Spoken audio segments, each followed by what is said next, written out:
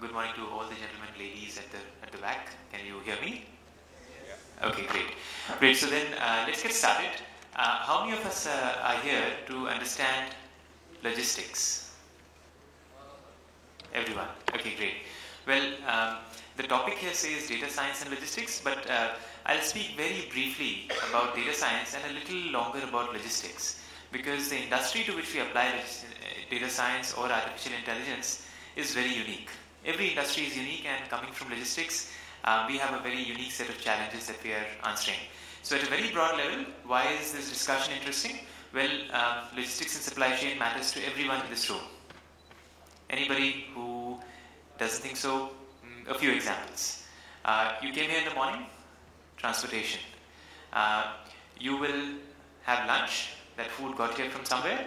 Probably somebody processed that food and then finally it showed up on the lunch table out here. So there's a lot of examples I could go through, but logistics does matter to everyone out here. And more interesting, everybody out here incurs a cost for logistics. Okay? And that cost is quite high. Okay? So we'll go through this in a minute, but let's talk a little bit about why data science. Just a quick disclaimer, I am not a data scientist. Yeah? And whatever little we do know about data science is inspired by a few individuals and a few fortunate occurrences. So for instance, about a decade back, I met this gentleman. His name is Ray Kurzweil. He's won the National Medal for Technology and Science in the US, and is a futurist. He predicts the future in terms of what will happen. And a decade back, more than a decade back, he said that there will come a time when machine or computer intelligence will overtake human intelligence, right? And remember, at that time, there was no driverless cars on the horizon, right? But today there are. Similarly, today, most of us think that driverless trucks, very, very tough. It's going to happen. But that's all happening. If not in India, certainly outside. So all that was thought through a while back. And the point which we call singularity, I had not heard of before meeting him. And singularity is the point at which all of us have to work harder, because machines will do what we cannot imagine today. Okay? Now, why is this interesting for us? Because net of it, guys, we deal with machines. What are those machines called? Trucks. Anybody seen a few trucks in Navi Mumbai? There's hundreds and thousands of them, right? If you just watch carefully, and we have the small ones, we have the giant big ones, the ones with 18 wheels plus. Okay? And they are the movers of this country and of most economies around the world. Okay? So now moving a little more specifically to why now. Yeah, so everything has a time. You know, we've seen in this conference so many different use cases, so many things which really matter. Okay? At the same time, everything has a time when it takes off. And why do we think now is the time for logistics? Well, broad, what you will not see on the slide is that it's a big mess. Right?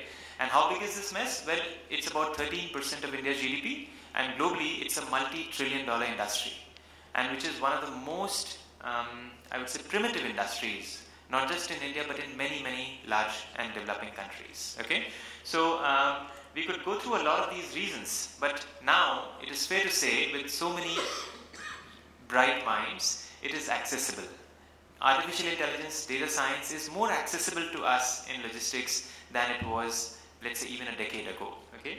And it's affordable, very important for India, because we cannot spend the multi-million-dollar budgets of many of the large American corporations.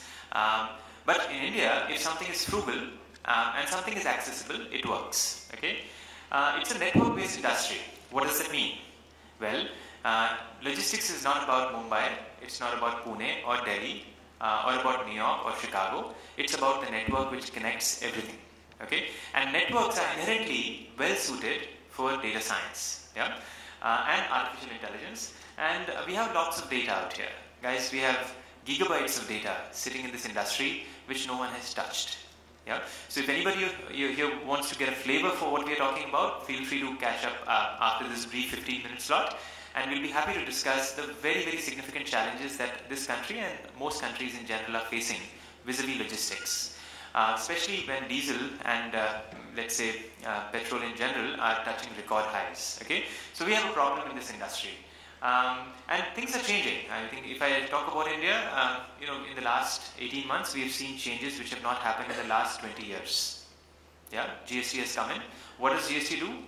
The country's network changes. Now we have a new logistics network which hopefully will be in place in a few months, quarters, maybe years. Okay, and if the right data finds the right application, we get the best possible network which GST enables much faster. See, wherever humans are using intelligence to create networks, that is limited, because the ability of the human mind to comprehend a multi-point variable network is very limited. Yeah. So for instance, if I tell you that there are 10,000 lanes for which we analyze data, you will think that's a large number. But in China or in the United States, there are companies, individual companies, which run 20, 25, 30,000 lanes, routes. Is it possible to do this manually, to analyze 20, 30,000 lanes, routes manually? The answer is no. But guess what's happening right now? We have very old-fashioned systems which are being used to handle this volume and this complexity of data. This certainly needs to change, because we are in a rush right now. The inefficiency of logistics is costing this country and many countries around the world billions of dollars every year. Okay, so if I just take the example of India, we lose more than $10 billion of food, agri and perishable products every year. And one of the major reasons for that is logistics and supply chain. And there is very little data being applied to this industry. And India is not alone. There's many countries in the world which have a similar problem. So for instance, one of the unicorns which has come up in China, which we've never heard of in India, deals with getting fresh produce from farmers to restaurants. Yeah, and that's a unicorn, a valuation of $1 billion plus. Okay, so we are very reactive in India, and in most parts of the world, by the way. We can't project what's going to happen even tomorrow. Forget about what's going to happen. For instance, if I look at a great example of predictive, the US Central Intelligence Agency today has data which can project 12 to 18 months out in which countries will there be a revolution, unrest, or some kind of an issue, right? They are sitting on huge tranches of data which enable that to happen. In India, for me to project what is going to be the sales tomorrow for any multi-billion-dollar company, tough. With any level of accuracy, it's tough. If you ask me to project what will be the sales for the next 30 days by day, tough. By month, maybe. Yeah. So the idea is that we are very reactive in most parts of the world, and maybe in most companies also. Cannot continue for long. Yeah. Because if your competitor can predict better than you can, where is the demand, and get their products using the right logistics in place, they will outsell you. Yeah. So the forecast model will not work for much longer, for a variety of reasons, but that's how our country works as of now. And what is the average accuracy of forecasts? Anybody want to guess? If 100% is perfect, what is the average accuracy of a forecast for a typical Indian company, including MNCs in India? Anybody want to guess? Okay, I'll give you three options. One is less than 30%, second is less than 50%, and the third would be, let's say, less than 80%. 1, 2, 3. What would be the answer? Those who think it's 1, please raise your hand. Less than 30%. Okay. Less than 50%. Okay. Less than 80%, but more than 50%. Okay. So there's a few optimistic people in this room. Great. Okay. Most companies, barring a few exceptions, sales forecast, or in general forecast accuracy, happens to be less than 50%. Yeah. And there are a reasonable number of companies where this is less than 30% also. And there's very few which have crossed the 70-80% mark.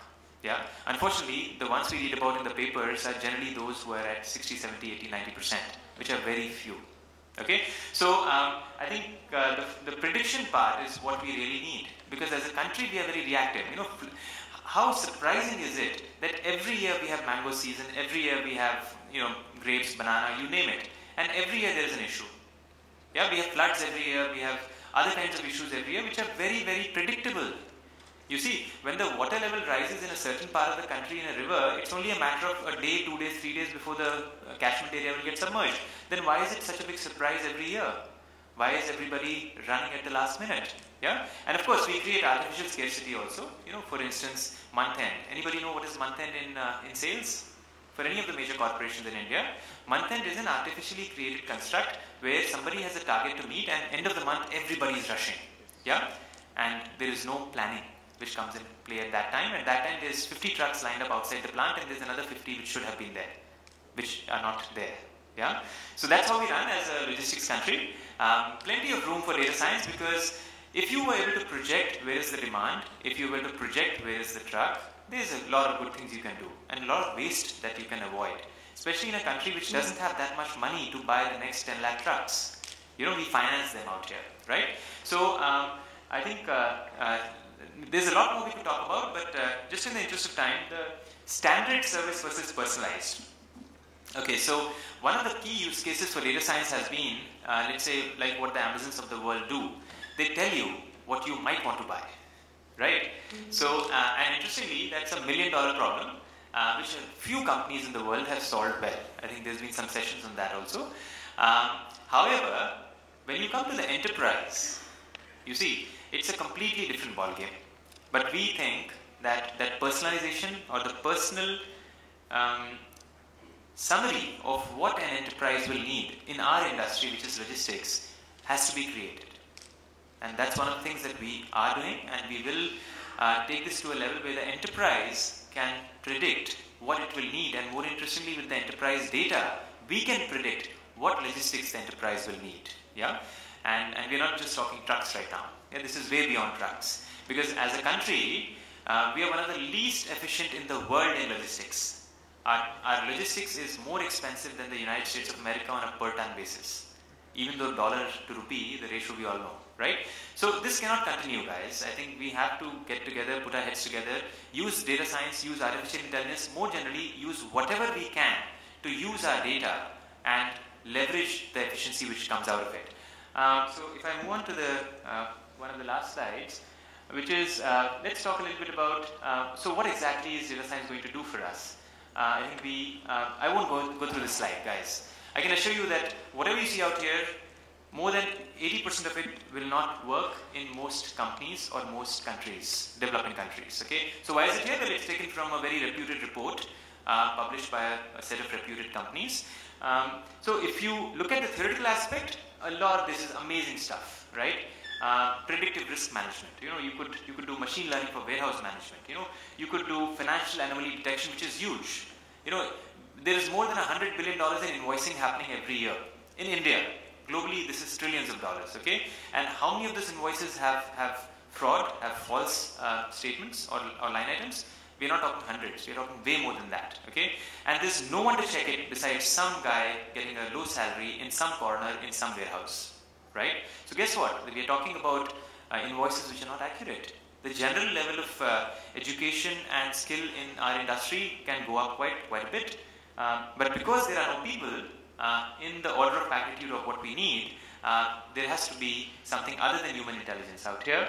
For those of us who are on WhatsApp, well, there's chatbots for operational procurement. If you understand procurement is buying. And what do we buy? Well, so for instance, our data assists in buying hundreds of crores of logistics services from most of the major corporations who provide them in India, and now outside also. So I guess I won't go into things like image recognition and cognitive contracts. That's a far cry. Yeah. So while YouTube can tell you if there is a cat in a video, in most logistics contexts in India, we are not even doing anything close, right? So the opportunity is there. What is required is the right application for the technology that we've talked about. And big data. How many people think in logistics we have big data? Raise your hands in India. Okay. Very realistic audience. Thank you for that. I think big data is a little bit of a myth. In 5 years, that will be very different. But as of now, if the overall volume of data is 100 in logistics per annum, the volume of big data is probably not even 10%. Very rough estimate. And that's India. Outside India may be quite different.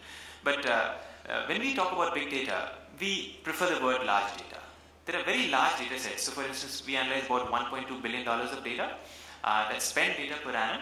And that's a small number in the overall context. We can make it much larger as we proceed leveraging these technologies. So I'll pause here. Everybody has been talking about autonomous vehicles. We know there's good things, there's bad things, there's things which will get better. Coming to India anytime soon? Not sure. Is it the future? Absolutely. Yeah.